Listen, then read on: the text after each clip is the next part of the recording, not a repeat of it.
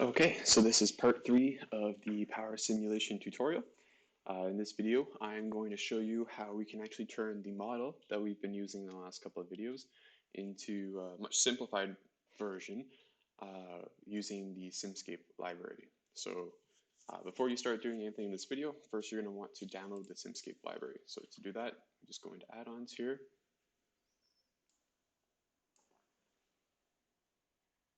And in the search bar, we're going to type in Simscape.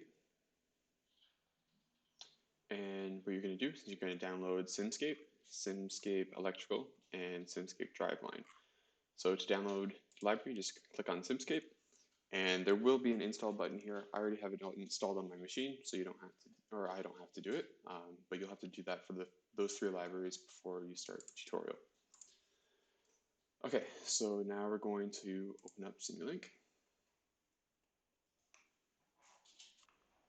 Okay, so now I just have a blank model. We're going to start from scratch. So building a new model using the Simulink or Simscape library. So we're going to go into the library browser, and we're going to scroll down to Simscape. And inside Simscape, we're going to open up Driveline. And here we have a tires and vehicle category. So here's a simple tire. We're going to drag that onto our model. So basically what this block does is takes everything that we had in our subsystem block in the last model and puts it into one Simscape block. So all the integration that we did, all the calculations that we did with radius, inertia, all that is actually being put into one wheel that we don't have to build. It's already built for us. So that's why Simscape is really helpful. So you just click on the block, you can open up its properties. So we can define its radius. So last time we had set up variables in the workspace. So we're going to call this radius, which is what we had last time. And actually, I'm going to go back into MATLAB and make sure that we load in the variables. So I'm just going to run edit bars here. So now we have our variables loaded into the workspace. So they'll actually show up in our simulation. Just going to close this. So now we have radius loaded up. This block is going to stay red for now until we run the simulation, and then it realizes that the variable is there. But for now, it's nothing to worry about. Okay, so now we have radius in, and we're just going to define the inertia. So from last time, inertia for the tire, we were just estimating to about 0.5 times the mass times the radius squared. Okay, so that defines the inertia for us. And there we go. We basically have just made the entire subsystem that we spent an entire video building. We've turned it into one simple block that took us like 30 seconds to build. So that's the main benefit of using Simscape, is it models a lot of physical bodies that we don't have to create very complex Simulink formulas for. So now what I'm going to do is I'm going to add in the step input and the scope like we had last time.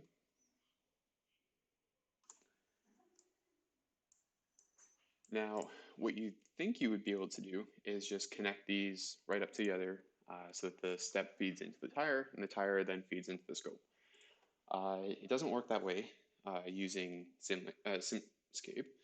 Simulink signals and Simscape signals are very different.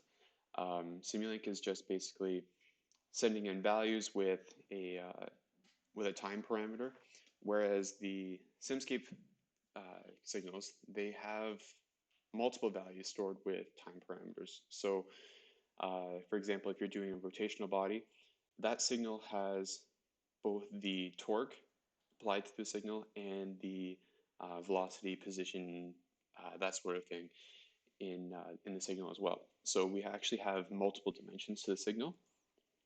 So we can't actually feed any Simulink blocks directly into Simscape blocks. So what we need to do instead is we actually have to set up a torque source. So we type in torque source, we'll get the ideal torque source.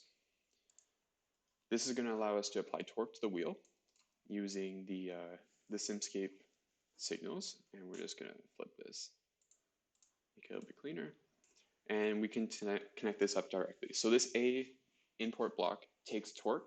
That torque will then spin the wheel, and this H output block will actually send out the translational motion.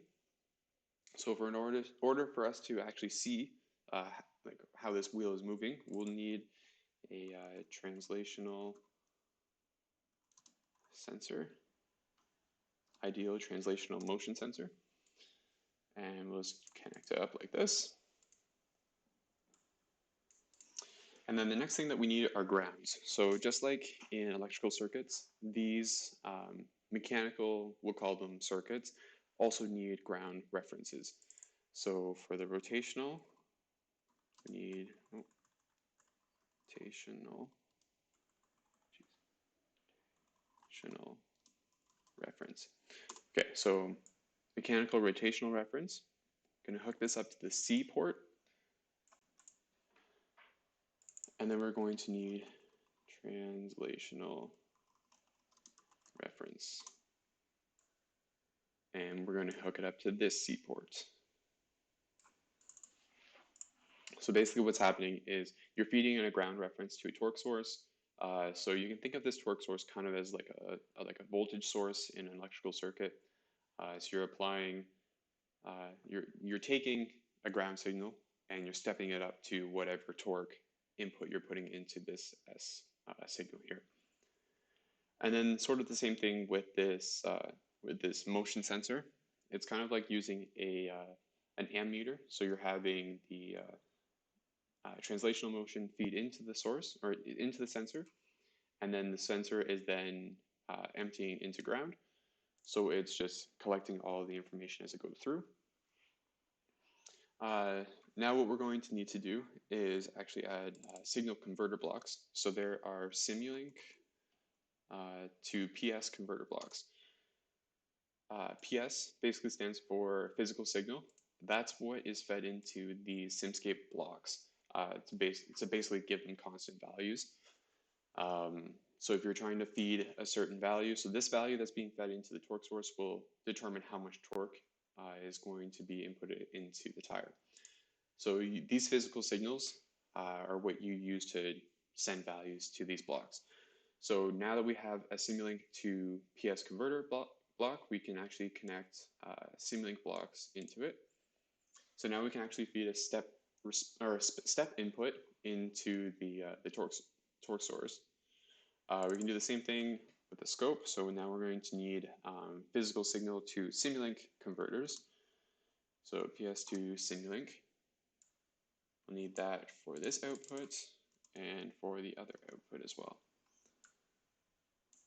So this top output here is the translational velocity of the wheel, and the P here is the translational position of the wheel. So we're going to connect these up into the scope. So now you'll be able to read the output from the scope. One last really important thing that you need for every Simscape model is you need a solver block. So just type in solver configuration, and you're going to connect this to any ground reference. So we'll connect it to this one. This block is basically just like it's an equation solver that is built into the Simulink library or Simscape library. You need that for any model that uses Simscape blocks. So now that we have the model ready, we're going to set the stop time to 4 seconds, just so it's the same as the model we were using last time. So you can see the differences. Okay, now we'll open up the scope block and we will run the model.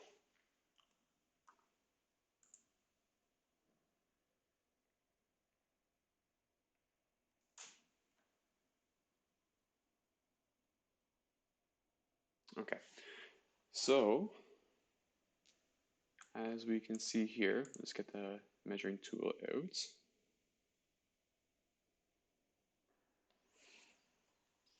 All right, so this is actually exactly the same output as we had last time. It looks a little bit different just because the units are a little bit off. But as you can see here, wait a minute. Oh, sorry, that is not correct. Okay, we actually forgot to change this. So let's change this to step time. That's the variable that we had last time. And then, yeah, this was the problem that we had. We had the wrong input going into it. So now we have a proper input going into it. Let's just run the simulation again. There we go. Okay, so now it's the same output as we had last time. So if you check the slope of this line here, we have it as 0.33 meters per second squared, which is the acceleration that we had last time. So you can also see if we measure the other outputs. This blue line is the position, yellow line is the velocity. You can see up here, yeah, it goes up to, what is that, 0.6 meters. Yeah, so that was about the final position that we got last time as well. So actually, I can show you that really quick before I end the video. Okay, so we're back in the model that we had in the last video. So just inside here, just remember how complex our model used to be and how simple it looks now. So now if we open up the scope block, this was our output last time. So the yellow line was the position and the blue line was the acceleration. So remember just earlier that I showed you the velocity curve. It had a slope of 0.33 meters per second squared. And we can see here that at the second cursor, we are at 0.33. And because the units that we used last time, it is in SI units, so it was meters per second squared. And if we check the position, our ending position after 4 seconds was around 6.6. Just can't quite get there. Yeah, so it was around 6.6 meters. So these blocks do give out the exact same output. So they are a little bit more precise. You can use them. You can use different blocks that have actually better solvers in them that can take into different factors like efficiencies or any sort of friction. You can also, with the tire block that we used, there was damping and deformation of the tire. We aren't going to use that in our model, but if you so wanted to, you could, and that would all be reflected in the output that you see.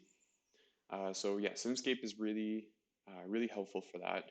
It helps you take really complicated Simulink models that we had for even something simple as a tire and turn it basically into